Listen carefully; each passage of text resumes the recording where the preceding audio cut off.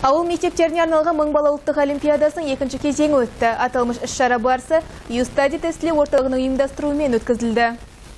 Еліміз бойынша тестілеуге 150 мыңға жуық оқушы қатысып, оның 100 мыңға жуығы іріктеліп өңірлік кезеңінен өтті. Жалпы өңірімізден Түркістан облысы бойынша 21.509 бала іріктеу кезеңіне қатысып, оның 712-сі жоғары балл жинаған. Ал Жетісай ауданы бойынша бүгінде 97 бала академиялық тестілеуден өтіп, өздерінің білімдерін шыңдауда. Пән математика, қазақ тілі, орыс тілі, ағылшын және жаратылыстану пәндерінен.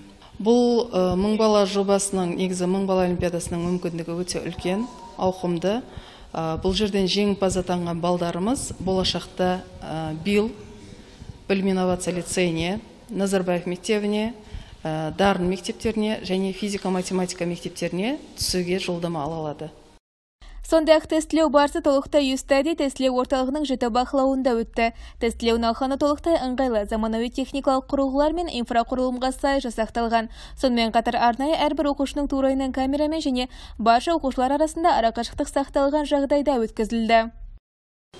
Бізде бұл Юстади аймақтық тестілеу орталығы біз мына жақта толықтай ұйымдастырумен және тест өткізумен айналысамыз. Яғни бүгін осы жерде Елбасы академиясының агенттігінің мың бала атты олимпиадасы өтіп жатыр. Қазіргі таңда бүгін Жетісай, Мақтаарал, Шардара осы 3 ауданнан 97 бала қатысуда. Қазіргі таңда ол олимпиадаға 2,5 сағат уақыт беріледі. Сол олимпиада кезінде біз толықтай қадағалап, әр аудиторияда мысалға бізде қазір бақылаушылар, соны толықтай ұйымдастыру біздің мойнымызда. Айта кетейік, іс-шара барысы толықтай санитарлық талаптарға сай өтті. Сондай-ақ тестілеу барысы аяқталған соң әрбір оқушыға естелік ретінде арнайы олимпиаданың эмблемасы бар футболка мен бас киім және тәттілер үлестірілді. Бақнұр Ісімбет, Мақсат Кәрім, ақпарат Жетісай ауданынан.